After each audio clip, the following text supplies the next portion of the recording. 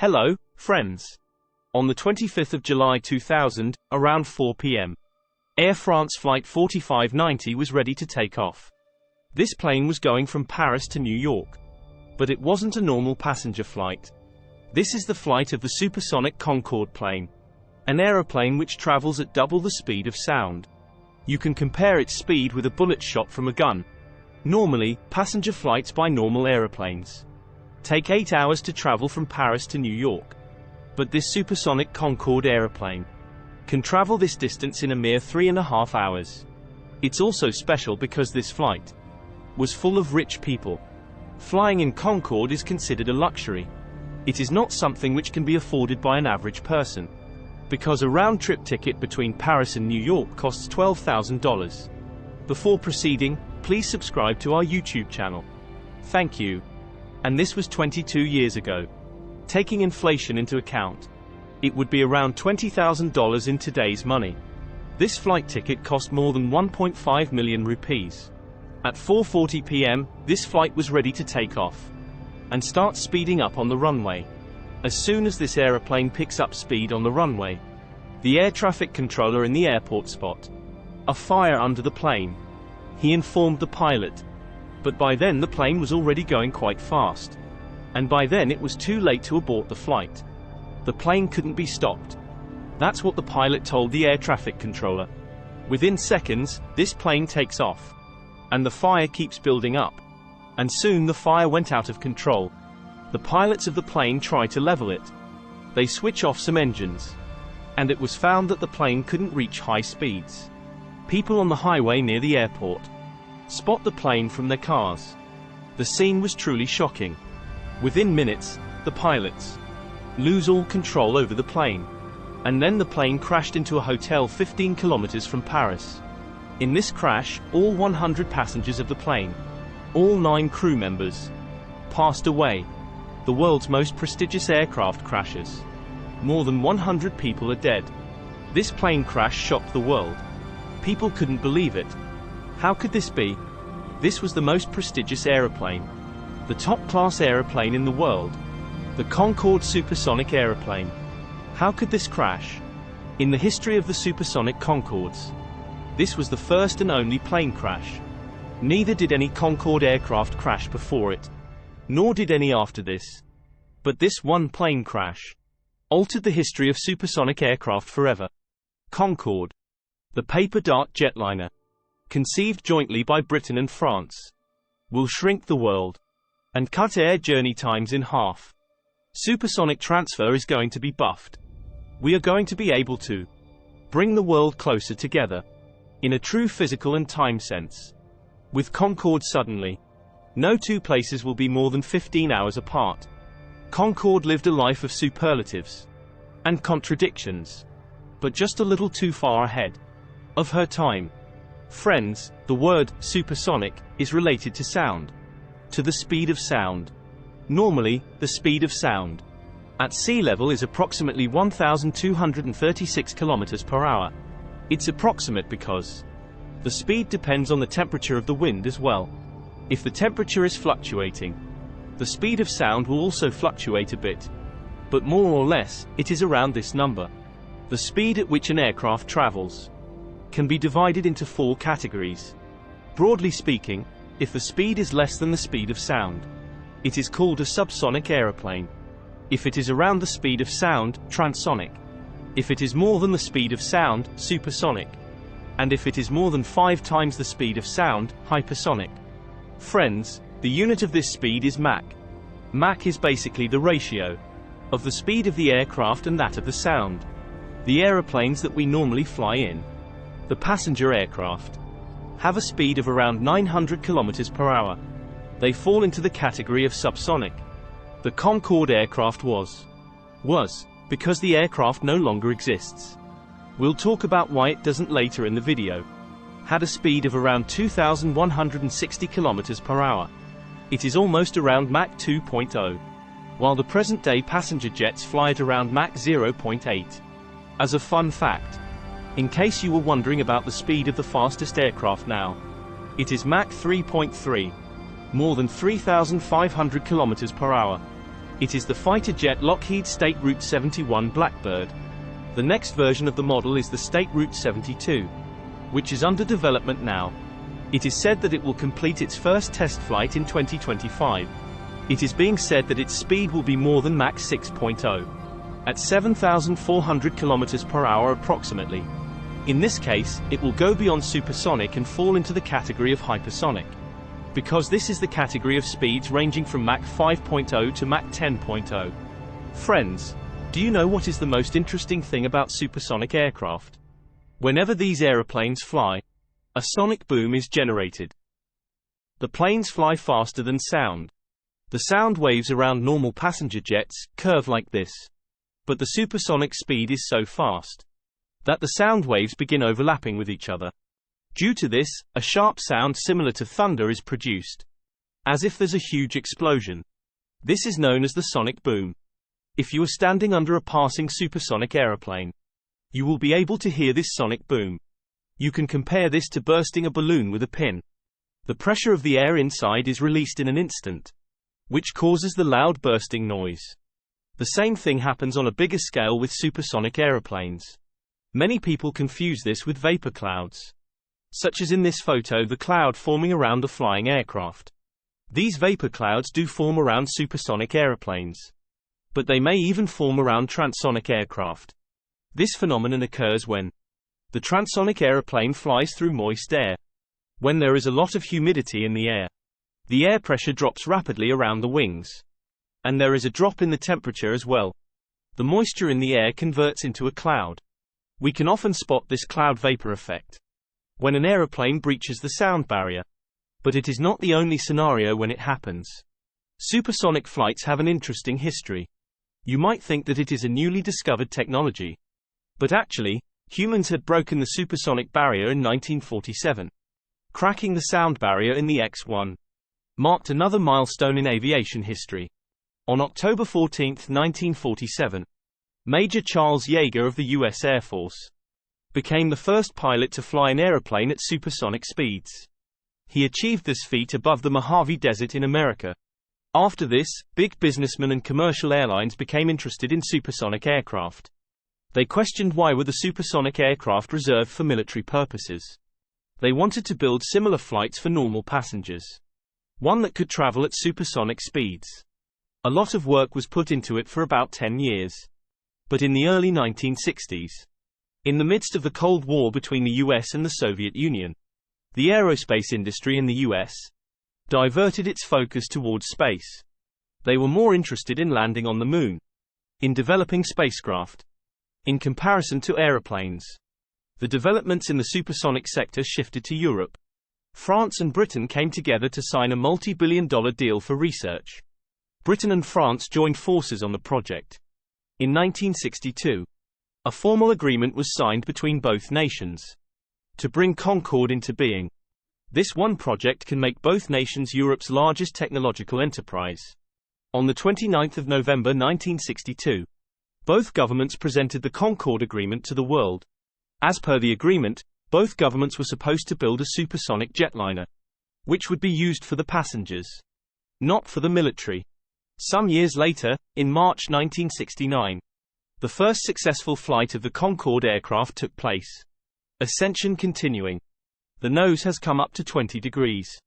She flies. And just like that, within the next few years, Concorde became the world's first supersonic flight, where not only military personnel, but civilians as well, could now travel at supersonic speeds. The tagline of the flight was, "Arrive before you leave," because it could cross the Atlantic Ocean from Europe to America in half the time. It is very prestigious for Concorde that, even till now, it is the only commercially flying supersonic aircraft. And you might be surprised to know this. 90% of the aeroplanes built now are built by two companies, Airbus and Boeing. There's almost a duopoly of these two companies. Perhaps the most unique thing about these aircraft was the nose of the aircraft. The nose at the front could be adjusted by moving it up and down during the takeoffs and landings. To ensure that the pilots could see and get proper visibility, the nose could be drooped downwards. And when the aeroplane flew in the sky, it could be moved upwards for better aerodynamics. Its interior wasn't very spacious compared to the present-day planes. It could carry 100 passengers only. The interior used to be quite simple initially. Eventually, with time it became more luxurious. Because the cost of the tickets for this aeroplane was not cheap. Since only the rich were purchasing its ticket, the airline decided to upgrade the interiors to be more luxurious. Eventually, things like caviar and champagne were also served on the plane. And traveling in this aeroplane had become akin to a status symbol for the people. In the 1990s, the biggest superstars in the world, celebrities, sports stars, politicians, everyone had at least one flight in the Concorde aircraft. Even former British Prime Minister Tony Blair had travelled in the plane. During its illustrious career, Concorde had an amazing safety record. There were no problems with these flights. In more than 25 years of this plane being flown, there weren't any plane crashes. Safety was a priority here. It included luxury as well. But all of it changed on the 25th of July 2000. Air France Flight 4590 crashed near Paris. I talked about it at the beginning of this video. All 109 people present in the plane perished in this crash. After the investigation, it was revealed that the plane that had taken off from the runway before this had left behind 17-inch metal bit on the runway. And when this Air France flight got on the runway to take off, the small bit of the metal struck its tire, slashing the tire. Though the tire wasn't punctured, the small bits of the tire lit the underside of the left wing of the plane at high speed. This created a high-pressure shock wave.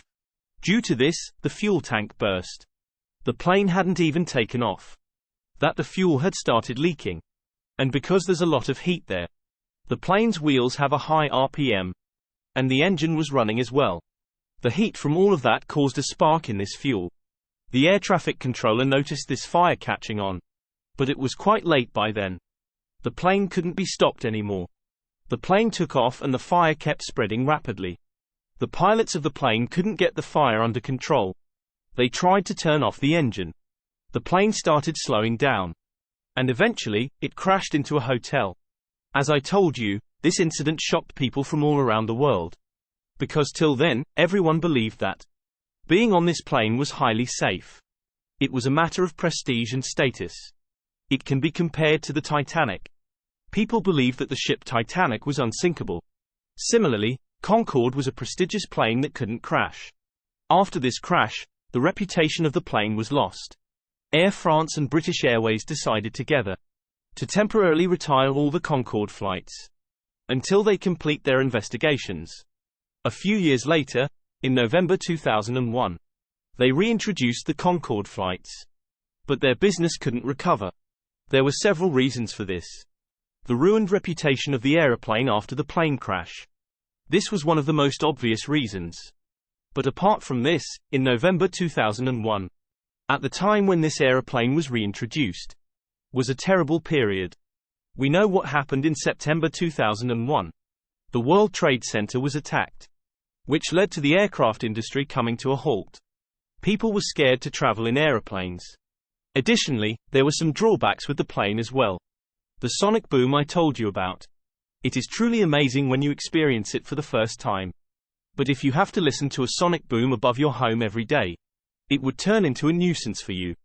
The people living in the path of the supersonic airplane were very bothered with this. The noise levels in the Concorde were excruciatingly high. To keep the noise levels down, the airlines decided that the flight route of Concorde would be mainly above the oceans, rather than above land. Even so, people living near the airports started protesting against the Concordes. Another problem was fuel consumption. In comparison to a normal passenger aeroplane, the fuel consumption in Concorde was 4 times that.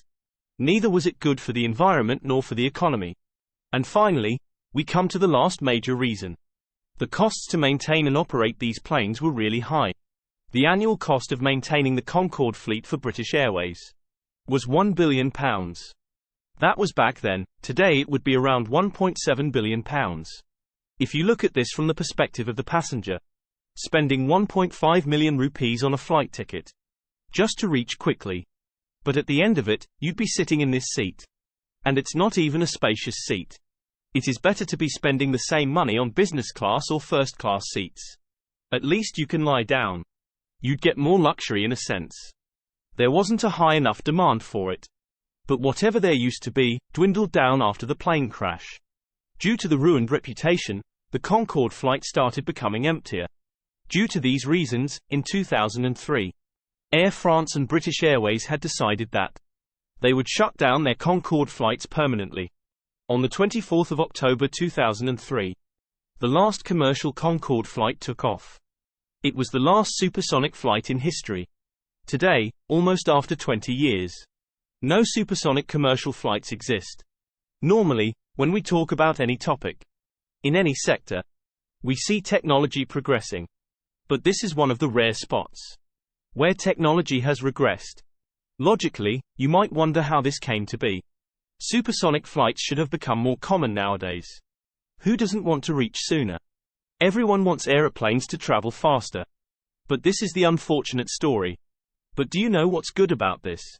In the near or distant future, supersonic aircraft will make a comeback. The drawbacks of this technology are being worked on, with new solutions being developed. A recent startup, Boom, builds supersonic aircraft. United Airlines, a major American airline, announced that they have ordered 15 planes from this startup. The planes would travel at the speed of Mach 1.7. They have named it the Overture aircraft. If this deal is successful, and everything goes as planned, you will see these aeroplanes back on the runway in 2029. 2029 might be the year when we'd be able to get on a supersonic aircraft once again. Environmental damage was one of the most significant negative points. To counter that, the company has claimed that they would use only sustainable aviation fuel, the ones made up of biodegradable materials. They also said that the aircraft they're building is being manufactured using net zero carbon emissions methods. No extra carbon dioxide is produced in this process, keeping the environmental impact so low. To make it economically feasible, and to develop the technology with time, is not going to be easy. Interestingly, even if the Overture aircraft are launched in 2029, its speed will still be less than that of the Concorde. They'd fly at Mach 1.7. In comparison to the Mach 2.0 at which the Concorde used to fly. Even after this, Concorde would remain the fast passenger jet. But even at this speed, one of the direct benefits will be that the flights from Dubai to Singapore, which take 7 hours nowadays, would take only 4 hours in these aeroplanes. If you think it was an interesting video, you can watch my other aeroplane-related videos, in which I talk about the other aeroplane mysteries. Do click on this playlist.